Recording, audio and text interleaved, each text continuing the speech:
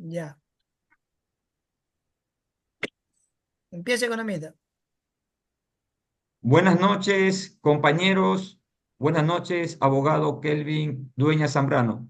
Nuestro grupo es el número 1 y está integrado por los siguientes compañeros: Andrade Alcibar Roy Eduardo, quienes habla Gómez Hidalgo Luis Fernando, el compañero Gómez Ponce Luis Fernando, la compañera Indacochea Lord Wendy María, el compañero Macías Alcibar Christopher y la compañera Zambrano Rivas Talía Mercedes.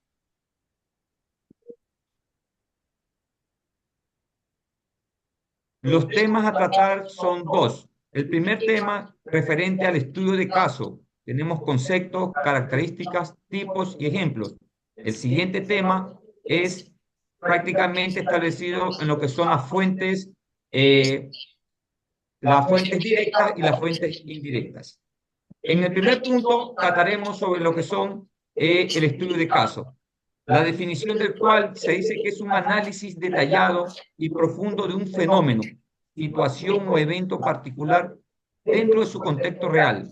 Se utiliza como una estrategia de investigación en diversas disciplinas, como ciencias sociales, educación, administración, salud, entre otras, para explorar causas, efectos, relaciones y contextos de un tema específico. Las características del estudio de caso. Tenemos la contextualización real, lo cual son los estudios de caso analizan situaciones reales, proporcionando una comprensión contextual de los fenómenos. Como segundo punto tenemos el enfoque profundo. Se lleva a cabo un análisis exhaustivo de los hechos, utilizando diversas fuentes de información. Otra característica muy importante es el método cualitativos y cuantitativos. Se puede utilizar ambos enfoques para recopilar datos, dependiendo de la naturaleza del estudio y la disponibilidad de la información. Otra característica fundamental es la de particularidad. Cada estudio de caso es único, centrado en un solo caso o un número reducido de ellos. La interactividad.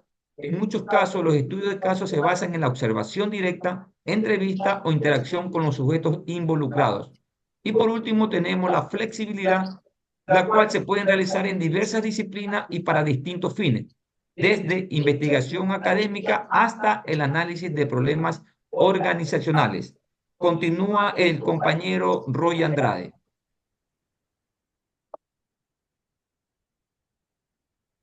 Roy, comienza.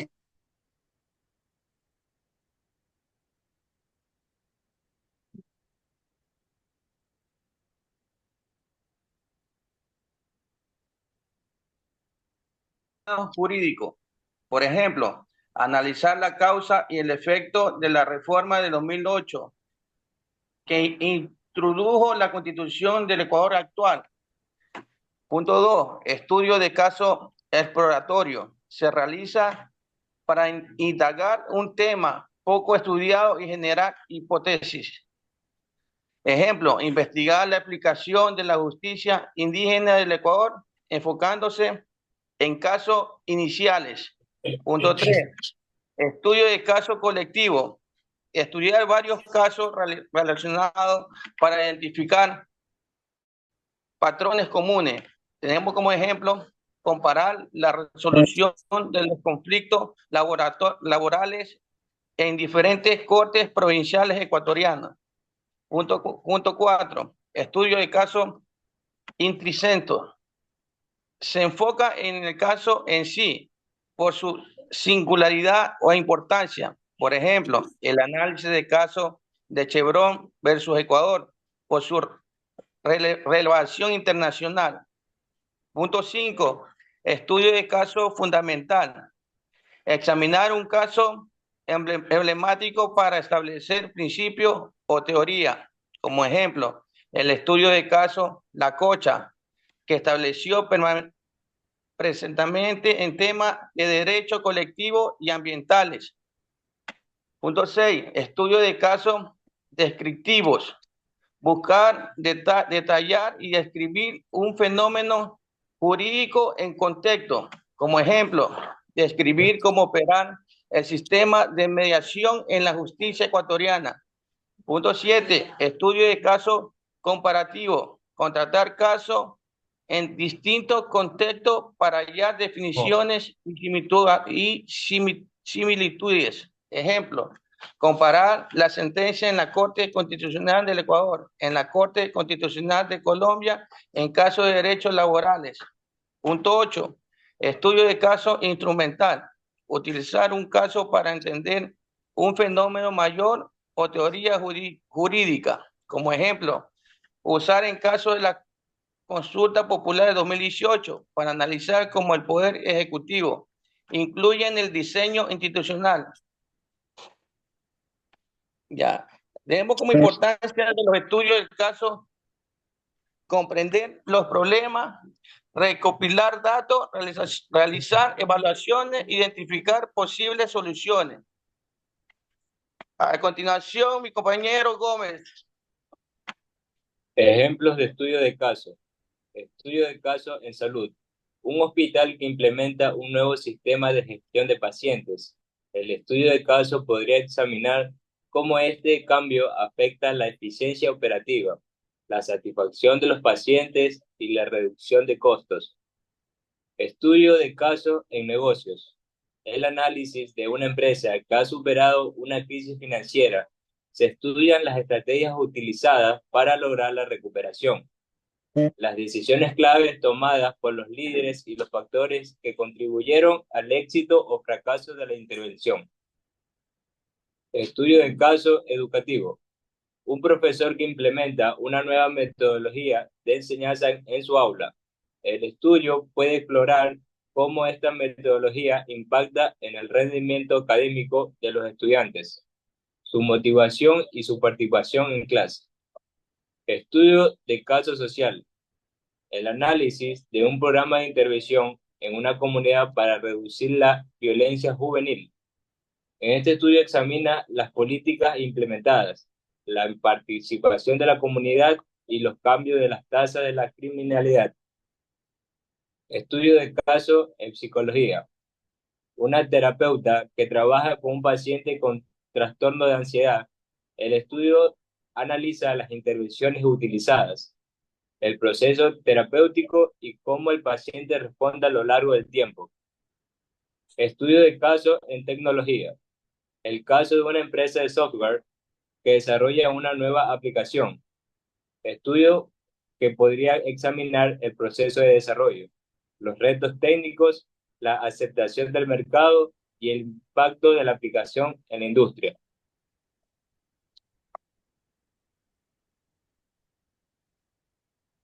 Como conclusión, los estudios de casos son herramientas poderosas para el análisis detallado de situaciones particulares, brindando aportes valiosos en diversos campos.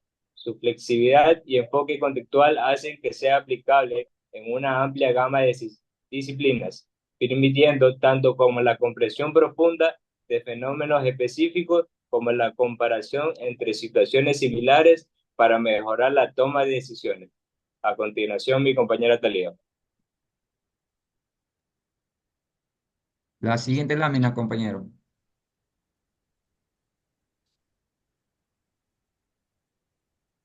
Siguiente lámina. Hacia adelante. Bueno, por un tema de salud, sabemos que la compañera Talía está un poco indispuesta y trataremos de darle el tema de ella. El tema que le tocaba a ella era las fuentes directas e indirectas, tanto de su definición, importancia, ventajas, desventajas y varios ejemplos. Dentro de la definición de fuentes directas o fuentes primarias, las fuentes directas o primarias son aquellas que proporcionan datos e información de primera mano u originales sobre un tema o evento específico. Por lo general, son creados por las personas que presenciaron o participaron directamente en el fenómeno en estudio o por los propios investigadores que realizaron el estudio. Ejemplos de fuentes directas incluyen encuestas, entrevistas, grupos focales, observaciones, experimentos, estudios de caso, diarios, cartas, discursos, documentos, artefactos, etc. Dentro de las ventajas de las fuentes directas tenemos, son más exactas, auténticas y actuales que las fuentes indirectas, ya que reflejan la realidad de la situación. Otra es la ventaja, que son más específicos, detallados y relevantes para la pregunta o problema de investigación. Otra ventaja es la que permiten al investigador controlar el proceso de recogida de datos, como el diseño, muestreo, medición y análisis de los datos. Pero también existen desventajas, las cuales son que pueden ser más demorosos, costosos y difíciles de obtener que las indirectas, ya que requieren que el investigador diseñe, realice y gestione el proceso de recolección de datos. Otra de las desventajas son las fuentes más limitadas, sesgadas y subjetivas que las indirectas, ya que dependen de la disponibilidad, accesibilidad y representatividad de los participantes o fuentes. Y como última desventaja, hemos dado a conocer que son las más vulnerables a cuestiones éticas y legales que las fuentes indirectas, ya que implican la protección de los derechos, la privacidad y la confidencialidad de la información. Va a seguir con nosotros la compañera Wendy Dacocher. Buenas noches, abogado. Buenas noches, compañeros. Bueno, a continuación voy a hablar sobre las ventajas. Están más disponibles, accesibles y convenientes que las fuentes directas, ya que son fácilmente accesibles a través de bibliotecas, becas de datos o Internet, y no requieren que el investigador diseñe, realice o gestione el proceso de recopilación de datos. Son más completos, diversos y objetivos. Otra de las ventajas es proporcionar antecedentemente contextos y comparación de las fuentes directas. También tenemos lo que son ventajas. Son menos exactas, auténticas y actuales que las fuentes directas, ya que pueden contener errores, omisiones, distorsiones o interpretaciones por parte de los autores. Otra desventaja son menos específicos, detallados y revelantes para la pregunta o problema de investigación, ya que no se adaptan a las necesidades y objetivos de investigador, sino a los de los autores o fuentes originales. También son controlables por el investigador, ya que depende de la calidad y validez de las fuentes directas u otras fuentes indirectas. También tenemos lo que son importancias de las fuentes directas. Estos son relatos de primera mano de acontecimientos históricos y pueden incluir diarios, cartas, fotografías, periódicos y documentos oficiales. Estas fuentes proporcionan un vínculo directo con el pasado y ofrecen una perspectiva única de los acontecimientos históricos. También tenemos la importancia de las fuentes indirectas. Estas fuentes indirectas son interpretaciones de fuentes directas creadas por historiadores u otros académicos. Estas fuentes pueden incluir libros de textos, biografías, artículos académicos. Las fuentes indirectas también son muy importantes. A continuación, mi compañero Christopher.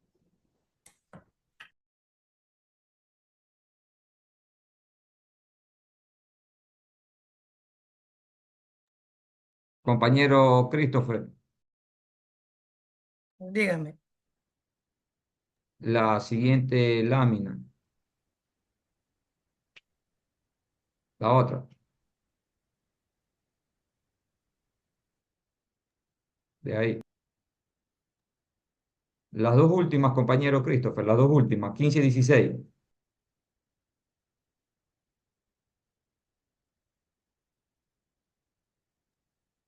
No, la 15, compañero, 15 y 16.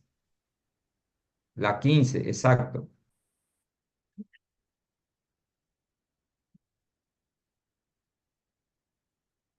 Buenas noches, compañeros, abogados. Voy a hablar sobre los ejemplos de fuentes directas. Como tema 1, diarios y cartas. Los relatos personales escritos por personas durante periodos específicos brindan vislumbres auténticos de sus pensamientos, emociones y vida diaria. Por ejemplo, leer el diario de Ana Frank ofrece una perspectiva de primera mano sobre el Holocausto. Fotografías y artefactos. Los materiales visuales capturan momentos congelados en el tiempo. Considere fotografías icónicas como el izamiento de la bandera estadounidense en Iwo Jima o artefactos antiguos como la piedra Rosetta. discursos y entrevistas. Las transcripciones de discursos o entrevistas grabadas con figuras relevan sus ideas, motivaciones e impacto. El discurso, tengo un sueño de Martin Luther King Jr., sigue siendo una poderosa fuente primaria. Ejemplos. Ejemplos, fuentes indirectas. Como numeral 1, libros y artículos. Historiadores, académicos y expertos escriben libros y artículos que sintetizan información de diversas fuentes directas. Por ejemplo, una biografía de Marie Curie se basa en sus cartas, notas, laboratorios de relatos y contemporáneos, reseñas de literatura.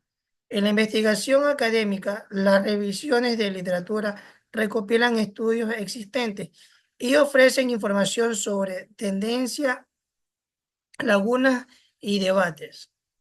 Los emprendedores pueden beneficiarse al comprender los análisis del mercado y de los informes, documentos y películas documentadas. Esas fuentes visuales indirectas presentan eventos históricos a través de narraciones, entrevistas y material de archivo. Los documentos de Ken Burns, como The Civil War, combinan materiales primarios y secundarios.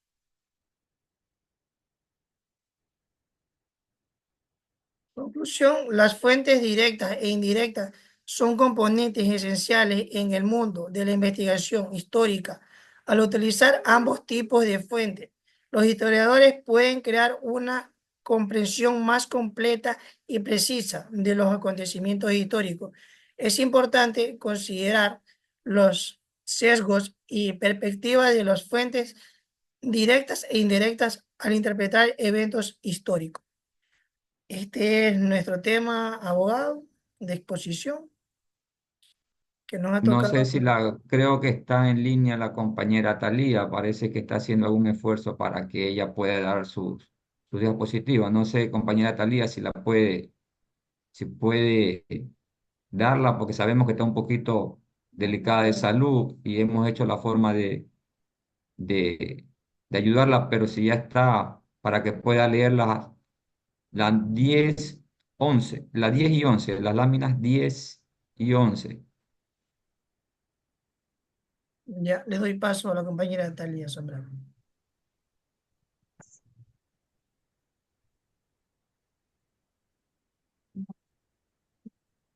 Hola, buenas noches, abogada. Uy, disculpe, abogado y compañeros. A mí me toca lo que es la definición de fuentes directas y primarias. Las fuentes directas o primarias son aquellas que proporcionan datos e información de primera mano e orígenes sobre un tema o eventos específicos.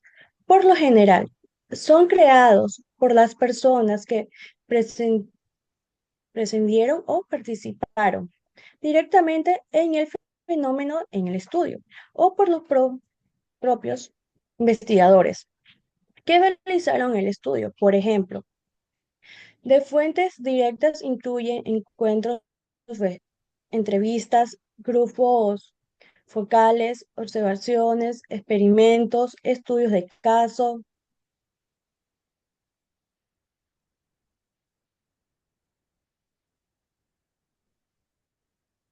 La anterior. Estudios de casos, diarios, cartas, discursos, documentos, artefactos, entre otros. La que sigue. Ventajas. Son más exactas, auténticas y actuales que las fuentes indirectas, ya que reflejan la realidad de la situación o las concepciones de las personas involucradas, sin ninguna distorsión o interpretación por parte de otros. Son más específicos, detallados y relevantes para las preguntas o problemas de investigaciones, ya que se adaptan a las necesidades o objetivos e investigadores. Permite permite al investigador controlar el proceso de recoger datos como el diseño, mues- muestras mediante el análisis de los datos y asegura su calidad y validez. Desventajas. Son más demorosos, costosos, difíciles de obtener que las indirectas, ya que requiere que el investigador diseñe, realice y gestione el proceso de congestión de datos y obtener el conocimiento y el comparación de los participantes o fuentes. Son fuentes limitadas, cerradas y conjuntivas, que las indirectas, ya que dependen de la responsabilidad, asesoría y responsabilización de los participantes o fuentes, y sobre su honestidad, memorias y perspectivas. Son más vulnerables a cuestiones éticas y legales que las fuentes indirectas, ya que indica la protección de los derechos, la privacidad y la confidencialidad de la información, participantes o fuentes, y el cumplimiento de las regulaciones y estrategias de los países o organizaciones involucradas. Listo, eso es lo que hemos investigado y esperamos, pues bueno, haberles dado a conocer cada una de las investigaciones que hemos hecho como grupo. Al grupo entero, pues les agradecemos de antemano y gracias por su atención.